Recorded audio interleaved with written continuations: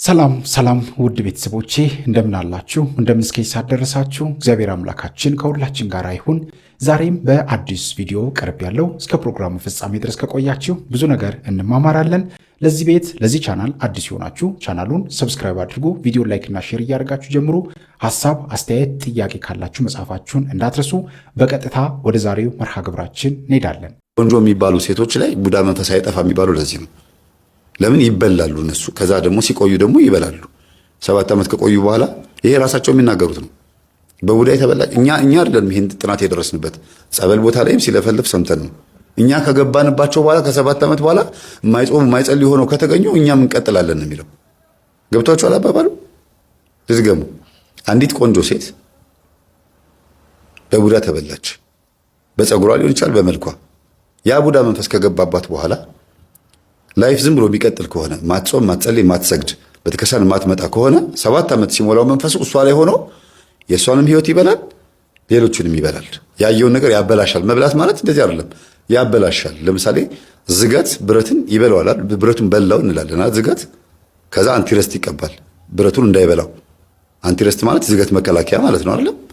ልክ እንደዛ ሁሉ ዝገቱ ብረቱን እንደሚበላው ሁሉ ግን ደግሞ አንዳንድ ሆቴል ላይ ደግሞ አይታችሁ ከሆነ ሽንት ቤት የሽንት ቤት በሮችን አይታችኋል? ሆቴል ላይ ወይም የሰፈራችሁ ሽንት ቤቶች ከስር ሽንት ቤቱ ምን የሆነ ነው? በሩ ብረቱ የተበላ ነው አይደል? ከላይ አልተበለም፣ ከስር ነው። ለምን? የሽንቱ ትነት የሽንቱ ፍንጣሪ አጠቃላይ ብረቱን ይበላዋል። በላው ይባላል። ይሄንን ብረት እኮ በላው ዝገቱ ይባላል። ቡዳ እንደዛ ነው የሰው ልጅ የሚበላው። አንቲረስቱ ደግሞ ዝገቱ እንዳይበላው ደግሞ ጾም፣ ጸሎት፣ ስግደቱ ነው። እና ወደዚህ ስንመጣ ቆንጆ የሆነች ሴት በቡዳ ስትበላ ህይወቷ ግን ምንም መንፈሳዊ ህይወት ከሌለው እሷ ራሱ ልጅ ከወለደች ልጇን ትበለዋለች፣ ገንዘቧን ትበለዋለች። መልሳ ማለት ገንዘቧን መብላት ማለት መብላት መቼም ይገባቸዋል። እንደው አንዳንድ ሰዎች እኮ በጣም ይገርሙኛል። ህፃናቶች ገና መንፈስ የለብን ብለው የሚያስቡት እንደና ጸጋዬ ክፍሉ የመሰሉ ህፃናቶች ማለት ነው። ገና ስለምን ነገር ስላልገባቸው ስለመናፍስት መጽሐፈ መነኮሳትን እንኳን አንብበው የማያውቁ፣ መቃቢያን 3ን አንብበው የማያውቁ፣ መጽሐፈ ሄኖክን አንብበው የማያውቁ፣ የመናፍስትን ሴራ ገድላትና ድርሳናት እንኳን አንብበው የማያውቁ ሰዎች ህፃናቶች ተራ ነገር ሆኖ ነው የሚታያቸው። ለነሱ አይገባቸውም ገና። እና ያቺ ሴት ገንዘቧን ትበለዋለች ማለት እንደዚህ እንደ እንጀራ ጠቅላ ትበለዋለች ማለት አይደለም። ገንዘቧ አይበረክትላትም። የምታወጣው ወጪ ራሱ ኤክሰስ ይሆንና ኪሳራ ውስጥ ትገባለች። ገንዘቧም አይበረክትም። አንፕሮግራምድ የሆነ ላይፍ ነው የምትኖረው ማለት ነው። ዝም ብሎ በቃ ከንቱ የሆነ ላይፍ ትኖራለች ነው። የገዛ ገንዘቧን ትበለዋለች። በመስታወት መልኳን ስታየው መልኳን ትበለዋለች። ራሱ ፊቷ ይጃጃል። ብዙ ጊዜ መስታወት ላይ የምታዘወትር ሴት ቶሎ ታረጃለች ይባላል። በጣም መጥፎ ነው። ለምን? እዛ ውስጥ ሆኖ ይመለከታታል፣ ያያታል። ይሄ በመስታወት ጉዳይ ላይ ሳይንስም የደረሰበት የነገረ መናፍስት ወይም ደግሞ ዴሞኖሎጂ የሚያጠኑ ሰዎችም የሚያወሩት ነው። ይሄ ሁልጊዜ መስታወት አልጋቸው አጠገብ አድርገው የሚተኙ ሰዎች የመቃዠትና የመባተት እድላቸው በጣም ሰፊ ነው። መስታወት ያለበት ክፍል ውስጥ መተኛት በጣም ከባድ ነው፣ ያቃዣል። ይሄ ሌላ እመጣበታለሁ ስለ መስታወት፣ በጣም ከባድ ነውና ወደዚህ ስንመጣ እና ይሄ የተበላችው ሴት በቡዳ የተበላችው ሴት ምንም አይነት መንፈሳዊ ህይወት ከሌላት በህይወቷ ውስጥ ጌታን ካልጠራችሁና አጠቃላይ መንፈሳዊ ህይወት ከሌላት እሷ ራሱ የምታያቸው ነገሮች በሙሉ ፌል ያደርጋል። ትዳሯ ራሱ ፌል ያደርጋል። ትዳሯ፣ ህይወቷ፣ የምትነካው ነገር በሙሉ በቃ ዜሮ ነው የሚገባው። እና ደብተራ ስትሆን ደግሞ አስቡት።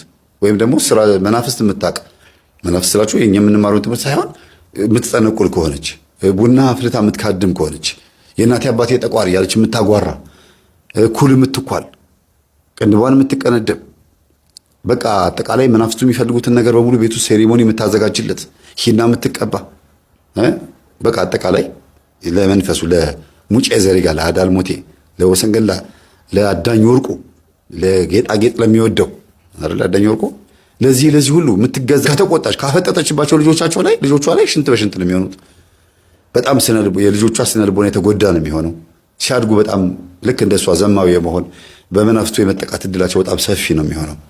በአይኗ ስለበላቻቸው በአይናቸው ነው እነሱም አይናቸው እያየ ህይወታቸው ይበላል። እነሱ ራሱ እንዴ በህይወት እያሉ እናቶች አይታችሁ ኢንተርቪው ሲደረጉ ጋዜጠኞች ኢንተርቪው ሲያደርጓቸው አንዳንድ አርቲስቶች፣ ዘፋኞች እድሜያቸው ሄዷል። በዘፈን ህይወት በጣም ረጅም ዓመት የኖሩ እናቶች ናቸው። ስለማን እያወሩ እንደሆነ ይገባቸዋል። መቼም ማለት መጥቀስ ጥሩ አይደለም ብዬ ነው። ውጭ ሀገር በዘፋኝነት ይታወቃሉ። አምባሰል ሙዚቃ በመዝፈን በምናምን በብዙ ነገር ይታወቃሉ። ግን 10 ልጅ 11 ልጅ ቀብር ያለው ሲሉ ያስደነግጣል። ምንድን ነው ይሄ ምክንያቱ? ቤትን ላይፍን ቼክ ማድረግ ያስፈልጋል አይደል እንዴ? እናት ቁጭ ብላ 10 ልጅ 11 ልጅ ስትቀብር ከባድ ነው። እግዚአብሔር ማንም ላይ አያምጣብን፣ ያሳዝናል። ግን ምንድን ነው ላይፍ ህይወት ምንድን ነው ታዲያ? እንደዚህ ከሆነ ለምንድን ነው በዚህ ልክ የተቀጣችው ሴት ችናት? እንዴት ቁጭ ብላ 11 ልጅ ትቀብራለች? እንደዛም ሆኖ ደግሞ አሁንም ዘፈን ላይ መቀጠል፣ አሁንም እኩል መኳኳል። እድሜ ለንስሐ ዘመን ለፍስሐ ነው አይደል እንዴ? እንደው ይበቃኛል ብሎ እንኳን ይህን ሁሉ አድርጌ እንደው አሁን እንኳን ቆራቢ ለምን አልሆንም እንዴ አይባልም? እንደው አሁንም የሆነ ድግስ አለ የሆነ ፕሮግራም አለ ሲባል በስተርጅና አሮጊት ሆኖ እኩል መኳል፣ ቅንድም መቀንድም በጣም ከባድ ነው አይደለም እንዴ? ስለዚህ መልሶ እኛው ላይ እናቶች ላይ ያለው መንፈስ ቡዳው መንፈስ ማለት ነው። በልጅነታቸው የገባው የራሳቸው ላይ ያለው መንፈስ ጠርተውትም ሊሆን ይችላል፣ ከቤተሰብ የወረሱት ያው መንፈስ ሚካድ። እንግዲህ ሁለት አይነት መናፍስት አስተናጋጅ ሴቶች አሉ። አንደኞቹ ያልኳችሁ ሴት ደብተራ ነው፣ ቅጠላ ቅጠሉን ስራ ስሩን ጥበባ ጥበቡን እንከተላለን የሚሉት። ሁለተኞቹ ደግሞ ቡና እያፈሉ የቤተሰብ ቃልቻውን ዛሩን የሚጎትቱት ናቸው። ሁለቱ መናፍስት ቢሆኑም ግን አካሄዱ ይለያያል። ዞሮ ዞሮ ሁለቱም ወደ ሲኦል ነው። ስለዚህ እነሱ ላይ ሆኖ ከወጣትነት ከእድሜያቸው ጀምሮ ትዳራቸውንም ሲበላ ሲያፋታ ሲያጋባ ከ5 ከ6 ወንዶች እንዲወልዱ እያደረገ ሲያኖር የነበረው መንፈስ እንደገና ደግሞ ባሎቻቸውን ገድሎ ልጆቻቸውን ገድሎ ደግሞ እነሱ ደግሞ እንደገና ጦጣ ሆነው እንዲቀመጡ ያደርጋቸዋል። ምንድን ነው የምትሉት አሁን ይሄን? እና እንዴት ሰው አይነቃም በስተርጅና? በቃ ይበቃኛል፣ ናይት ክለብ ጨፍር ያለው ናይት ክለብ ዘፍኝ ያለው ቅጥረኛ ሆኜ ናይት ክለብ አሟሟቂ ሆኜ ድራም መቺ ሆኜ ክራር መቺ ሆኜ እስክስታ ተወዛዋዥ ሆኜ ብዙ ሰርቻለሁ ይበቃኛል አይባልም። ሰው በእግዚአብሔር መንፈስ ሲነካ በቅጽበት ይቀየራል። ስጋዊ የነበረ ሰው በቅጽበት ይቀየራል። አንዳንድ ጊዜ ለክፋት ለመስረቅ ብለው ቤተክርስቲያን መጥተው ከዲያብሎስ መሰረቅ ተነጥቀው እዚሁ ቀርተው አገልጋይ የሆኑ ብዙ ልጆች እኮ አሉ። ሐዋርያው ቅዱስ ጳውሎስ ቤተክርስቲያንን ለማውደም እየሄደ ስለ ቤተክርስቲያን የሚሞት ሆነ። ማን ሲያገኘው?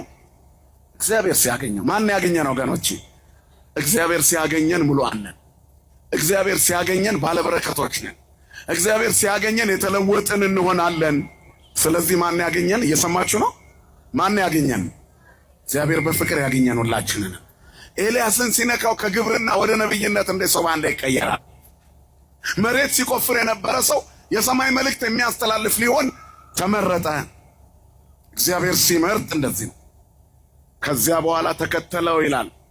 በኤልሳዕ ጊዜ ነቢያት በዙ፣ ቦታም ጠበባቸው። እነሆ በፊት የምናድርበት ቤት ጠቦናል አሉ።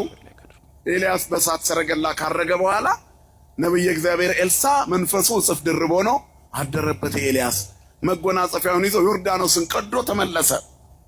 ከተመለሰ በኋላ የነቢያት ልጆች ተሰብስበው አሁን እኮ በዛን አሉት። መታረዳችን አበዛን፣ መገደላችን አበዛን። ሊያጠፉን ሲነሱ የእግዚአብሔር ኃይል ተገለጠ። እንዘብዙ ኃይልከ ሐሰውከ ጸላእትከ። ኃይል ብዙ ሲሆን ጠላት ዋሽቶ ነገረን አለ ዳዊት። እውነቱን ነው።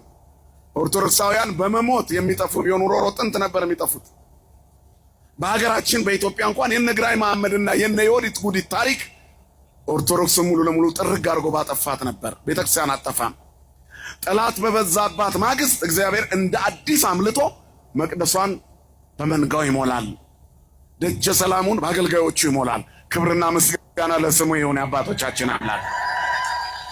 ስለዚህ በስተናል መጠለያ ለመስራት እንሂድ አሉ። ምሰሶ ፍለጋ እንውረድ አሉ። ወደ ዮርዳኖስ ወረዱ። አንደኛው ነቢይ አባታችን ሆይ አንተ ከኛ ጋር ነህ አሉት። አባታችን ሆይ በሉ እስኪ ሁላችሁ፣ አንተ ከኛ ጋር ነህ። ዘጸአት 33 ቁጥር 15 ላይ ሙሴ የሚናገረው ቃል አለ። በተቀደሰው ተራራ ስር ለጥጃ ሰግደው ከተመለሱ በኋላ በርካታ እስራኤላውያን ተቀስፈው እግዚአብሔር እንደገና ጽላቱን ሙሴ እንዲሰራ አደረገ። ያ ጽላቱ ተሰርቶ ካለቀ በኋላ ሙሴ የመገናኛውን ድንኳን ተክሎ ከእግዚአብሔር ጋር ይነጋገር ነበር። አሁን እግዚአብሔር ምን አለ? ከዚህ ተነሱና ውጡ አላቸው ይላል። ኦሪት ዘጸአት ምዕራፍ 33 ቁጥር 7 ላይ ሙሴ የመገናኛውን ድንኳን ከሰፈሩ እጅ ራቅ ያደርገው ነበረ። እግዚአብሔርንም የፈለገ ሰው ሁሉ ከሰፈሩ እጅ ራቅ ወዳለው ወደ መገናኛው ድንኳን ይመጣ ነበር ይላል። ማንን የፈለገ? ከመንደር ካልወጡ እግዚአብሔር አይገኝም። ከዘረኝነት መንደር፣ ከዝሙት መንደር፣ ከምቀኝነት መንደር፣ ከስግብግብነት መንደር፣ ከወጣምነት መንደር፣ ከገንዘብ ወዳድነት መንደር፣ ከነፍሰ ገዳይነት መንደር፣ ከጎጠኝነት መንደር፣ ከጥንቆላና ከአስማት መንደር፣ ከሐሜትና ከክፋት መንደር፣ ከስድብና ከእርግማን መንደር ያልወጣ እግዚአብሔርን አያገኘውም። ከሰፈሩ ጭራቅ ማለት ያስፈልጋል። ሰፈር አሁን የጠቀስናቸውን የያዙ ናቸው። ስለዚህ እግዚአብሔርን የሚፈልግ ከሰፈር ይርቅ ነበር። ከመንደርና መንደርተኝነት ይርቅ ነበር። ከክፉ ሐሳብ ይርቅ ነበር። ከዚያ በኋላ እግዚአብሔር በመገናኛው ድንኳን ይገኛል።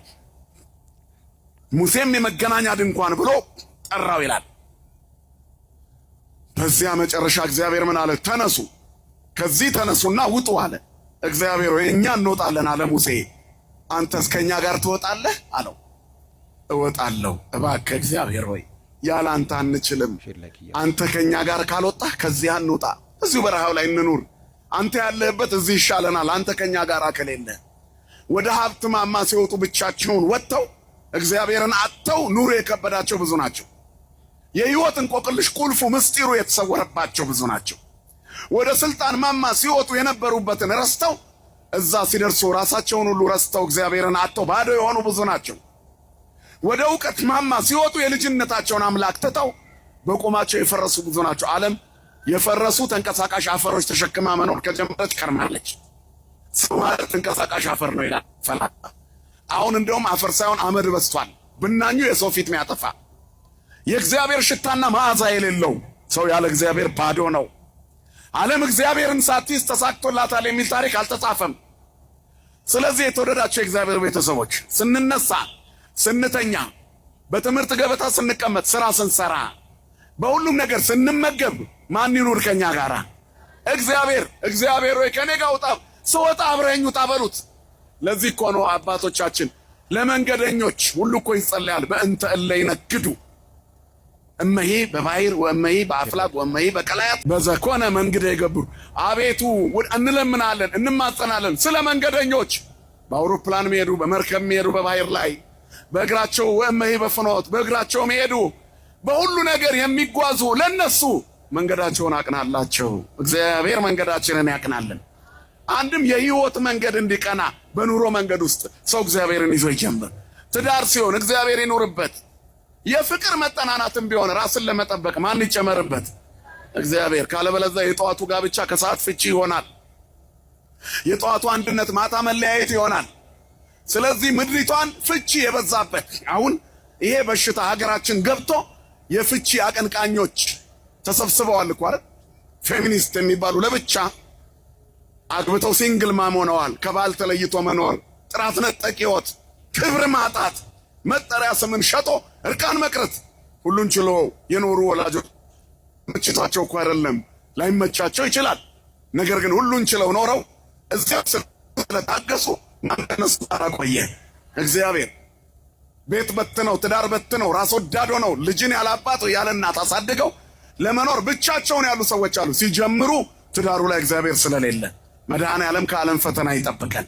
ስለዚህ ሙሴ አለ አንተ ከኛ ጋር ካልወጣ ከዚህ አንውጣ። አንተ ከኛ ጋር ካልወጣ እግዚአብሔር ከኛ ጋር አይውጣ። ልክ እንደዚህ ነው የእግዚአብሔር ነብይ ለኤልሳ አንተ ከኛ ጋር ውጣ። ብቻችንን አንችልም። ወደ ዮርዳኖስ ሄደን አካሄድ ለመቁረጥ አንችልም።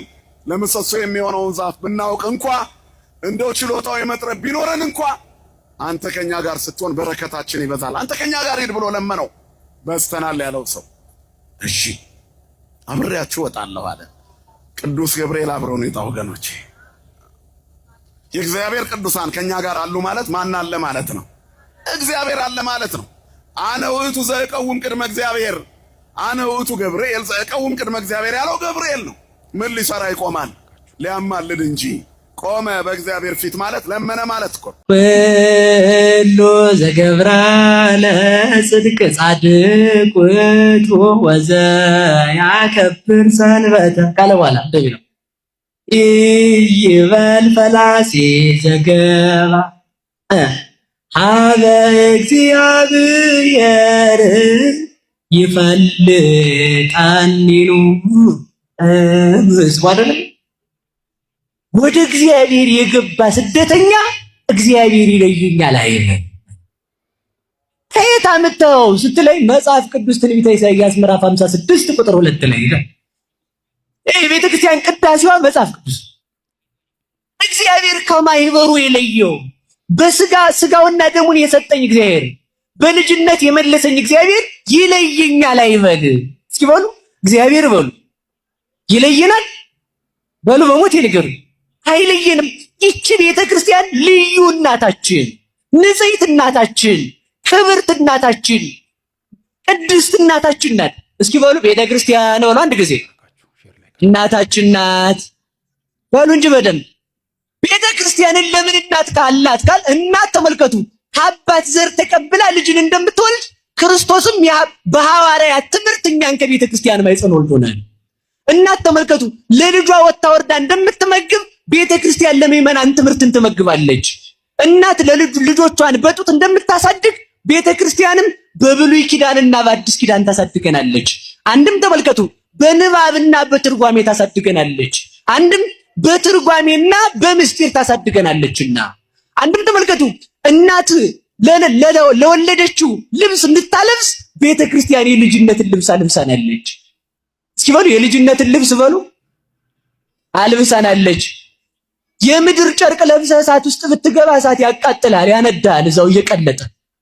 ልጅነትን ለብሰው እሳቱ የገቡነ መርቆሬዎስ አልተቃጠሉም። ክርስቶስን ለብሰው እሳት የገቡ ሐዋርያት አልሞቱም። ያንን ነው የምንለብሰው። ዘይ ተመልከቱ እናት ለልጇ እናት ለባሏ እየታዘዘች ለባሏ ንግስት ለልጆቿ ቤት ናት። እስኪ በሉ እናት በሉ ለባሏ ምን ለልጆቿ ምን በሉ እንጂ ቤተ ክርስቲያን ለክርስቶስ ሙሽራው ለኛ ደግሞ ምናችን ናት? መኖሪያችን፣ ርስታችን ናት። ተመልከቱ ርስታችን። እናት የልጇን እንባ የምታብሰው ተመልከቱ እዛው ቤቷ ነው። ልጇ እስካለበት ሄዳ እንባውን ታብሳለች። የምእመናን እንባ የሚታበሰው ቤተ ክርስቲያን ላይ ነው። እስኪ በሉላችሁ የምእመናን እንባ በሉ የሚታበሰው የት ነው? ኤልያስ ሄዶ ሲደክመው ክትክታ ዛፍ ስር ተኛ። ከዛ ምን አገኘ? እንጀራ ባገልግል አገኘ፣ ውሃ በመንቀል አገኘ። ያንን ተነሳ፣ በላ፣ ጠጣ። ያ ኃይል ሆኖት 40 ቀን ተጓዘ።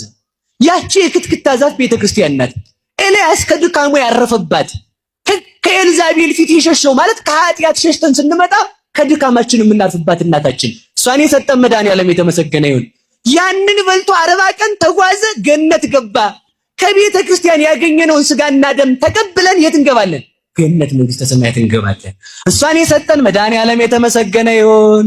ክርስቲያን እንደመሆናችን የፕሮቴስታንቶችን መዝሙር መስማት እንደማይገባን ከዚህ ቀደም ቪዲዮ ሰርቼላችሁ ነበር እና ዛሬ ደግሞ ይህንኑ ሐሳብ የተወሰነ የሚያጠናክር ነገር ልሰጣችሁ መጣሁ። ማለትም ለምን መስማት እንደማይገባን ማለት ነው። እንደሚታወቀው ዝማሬ ወይም ለአምላክ የሚቀርብ ዝማሬ የከንፈር ፍሬ የሆነ የምስጋና መስዋዕት ነው። ምንድነው? የምስጋና መስዋዕት ነው። ይህንን ያዝ አድርጉና ከክርስትና ውጪ የሆኑ አካላት ወይም ከቤተ ክርስቲያን ውጪ የሆኑ አካላት ደግሞ መስዋዕትን ሲያቀርቡ የትኛውም አይነት መስዋዕት ቢሆን የሚያቀርቡት ለእግዚአብሔር ነው የሚል እምነት የለም። እንግዲህ በእኛ ዘንድ እንዴት ማለት ነው? ጌታችን ኢየሱስ በማቴዎስ ወንጌል ምዕራፍ 18 ላይ ለምሳሌ በሁለት ወንድሞች መካከል ለምሳሌ አለመስማማት ቢኖር ወደ ኤርሳን ጉዳዩ መጨረሻ ላይ የሚሄደው ወደ ኤርሳን ነው ብሎ አስቀመጠና ቤተክርስቲያንን የማይሰማት ከሆነ ግን እንደ አህዛብ ይሁንልህ ብሎ ተናግሮ ነበር። ቤተክርስቲያንን የማይሰማ ከሆነ አንድ ሰው እንደ አህዛብ ነው ለኛ። አህዛብ ከሆነ አህዛብ ደግሞ መስዋዕትን ሲያቀርቡ የሚያቀርቡት ለእግዚአብሔር አይደለም። ይህንን ጳውሎስም ይናገራል። አንደኛ ቆሮንቶስ ምዕራፍ 10 ላይ ቁጥር 18 አካባቢ ምን ብሎ ይናገራል? እንደው አህዛብ የሚያቀርቡትን መስዋዕት መጠቀም የለባችሁም እያለ ይነግራቸውና እንዲህ ይላል። አህዛብ ይላል ለምንድነው መጠቀም የሌለባቸው? ማለት ክርስቲያኖች አህዛብ የሚያቀርቡትን መስዋዕት እዛ ጋር የሚናገረው መስዋዕት ኖርማል የምስጋና መስዋዕት አይደለም፣ ግን ለየትኛው መስዋዕት ሊነገር ስለሚችል ነው ይሄንን ያስቀመጥኩት። ኦኬ እንዳትረሱ። ለማንኛውም ግን ክርስቲያኖች አህዛብ የሚያቀርቡትን መስዋዕት መጠቀም ለምን እንደሌለባቸው ሲናገር ምን ይላል? አንደኛ ቆሮንቶስ ምዕራፍ 10 ላይ አህዛብ የሚሰውት ለአጋንንት እንጂ ለእግዚአብሔር እንዳልሆነ እናገራለሁ ይላል። አጋንንት የሚሰውት አህዛብ የሚሰውት ለአጋንንት ነው እንጂ ለእግዚአብሔር አይደለም። እናንተም ደግሞ የአጋንንት ተባባሪዎች እንድትሆኑ አልወድም ይላል። ኦኬ ከአጋንንት ጋር እንድትተባበሩ አልወድም። ምክንያቱም ለአጋንንት የሚቀርብን መስዋዕት ሰው የሚጠቀም ከሆነ ትብብሩ ከማን ጋር ይሆናል? ከአጋንንት ጋር። ኦኬ ይህ አጋንንት ኢየሱስን መስሎ ከሆነ የሚቀርበው ወይም ሌላ ኢየሱስ ሆነ ማለት ነው። ሌላ ኢየሱስ አለ በመጽሐፍ ቅዱስ ላይ ሌላ ኢየሱስ ይላል ጳውሎስ። ኢየሱስን መስሎ የሚመጣ አጋንንት ማለት ነው። እና ኢየሱስን መስሎ ነው የሚመጣው። ለእሱ የሚቀርብ ደግሞ የምስጋና መስዋዕት አለ። ለምሳሌ ዝማሬ ብሎ የሚያስቡት ማለት ነው። በዛ በዝማሬ አንተ የምትሳተፍ ከሆነ የምትጠቀም ከሆነ ከማን ጋር ነው ትብብር? ህብረት እያደረክ ያለው እንደ ጳውሎስ ንግግር ከአጋንንት ጋር ነው። ኦኬ ኢየሱስን መስሎ ከቀረበው አጋንንት ጋር ህብረት ማድረግ ትጀምራለህ። ቀስ በቀስ ህብረት ማድረግ እየጀመርክ ስትሄድ የሆነ ሰዓት ላይ ሙሉ የዚህ አጋንንት ብቻ ሆነ ትቀራለህ። ከጌታ ተነጥለህ ትጠፋለህ ማለት ነው። እና እንደ ቀላል የሚታይ ነገር አይደለም ይሄ። ክርስቲያን ደግሞ ጥንቁቅ ነው እና መርማሪም ጭምር ነው። የሌሎችን ቤተ እምነቶችን እንግዲህ አሁን እንደው የነሱን የማንቋሸሽ ነገር ሳይሆን እንደ ክርስቲያን ግን ያለን እምነት እንዲህ ስለሆነ ነው ባይሰማ መልካም ነው፣ የማንሰማው በዚህ ምክንያት ነው የሚል እምነት አለኝ እና ከዚህ አንጻር መልከተው ይቆየን። ላስተማሩን፣ ለመከሩን፣ ለገሰጹን በእውነት እግዚአብሔር አምላካችን ረጅም ዕድሜን ያድልልን። ውድ ቤተሰቦቼ እኛም ሰሚ ብቻ ሳንሆን በተግባር አውለን የምንጠቀም ፍሬ የምናፈራ እንድንሆን እግዚአብሔር አምላካችን ሁላችንንም ያግዘን። በእውነት በሀገር ውስጥም ከሀገር ውጭም ያላችሁ ኢትዮጵያውያን፣ ኤርትራውያን ቤተሰቦቼ በያላችሁበት ሰላም እግዚአብሔር ከሁላችሁ ጋር ይሁን እላለሁኝ። እንበርታ፣ እንጠንክር። በቀጣይም እንደዚሁ የሚያነቁ የሚያበረታቱ መንፈሳዊነታችንን ከፍ የሚያደርጉ የሚያነቁ በተለይም ደግሞ በክርስትና ሕይወታችን ላይ የሚያጠነክሩንን የሚያበረቱ ትምህርቶችን እንደዚሁም ደግሞ የመናፍስትን ውጊያ የምንረዳባቸውን ትምህርቶች ቪዲዮዎች አዘጋጅቼ እስከምንገናኝ ድረስ የቅዱሳን አምላክ ከሁላችን ጋር ይሁን። ክርስቲያን ለራሱ ብቻ የሚያስብ አይደለምና ሁላችንም በተቻለን አቅም እርስ በርሳችን በጸሎት ልንተሳሰብ ይገባልና ለአንድ ሰው ለሌላ ሰው የሚጸልይ ሰው እግዚአብሔር አብዝቶ ይወደዋልና ብዙ ነገርም የምናገኝበት በረከት የምናገኝበትም ነውና እርስ በርሳችን በጸሎት ልንተሳሰብ ይገባልና እግዚአብሔር አምላካችን በእውነት ሁላችንንም ያግዘን። እንበርታ፣ እንጠንክር። ይህንን ቻናል ለብዙ ሰዎች ተደራሽ እንዲሆን ቢያንስ እንኳን ቪዲዮን ለማየት ጊዜና ሰዓት ባይመቻችሁ እንኳን ላይክ አድርጋችሁ መውጣታችሁን እንዳትረሱ። ሼር አድርጉ። ሐሳብ አስተያየት፣ እንግዲህ የቴሌግራም ሊንክ ሼር አድርጌላችኋለሁ። ተሞክሮ ገጠመኝ ማጋራት የምትፈልጉት ታሪክ ካለ ሐሳብ ካለ በዛ በኩል እየገባችሁ ጥያቄም ሊሆን ይችላል መወያየት የምትፈልጉትን ማንኛውንም ጉዳይ አቅማችን በፈቀደው መንገድ እንወያያለንና በዛ በቴሌግራም ሼር ባደረግኩላችሁ ሊንክ እየገባችሁ ሐሳባችሁን፣ ጥያቄዎቻችሁን መላክ ማጋራት ትችላላችሁ። እግዚአብሔር አምላካችን ከሁላችን ጋር ይሁን። ይቆየን። አሜን።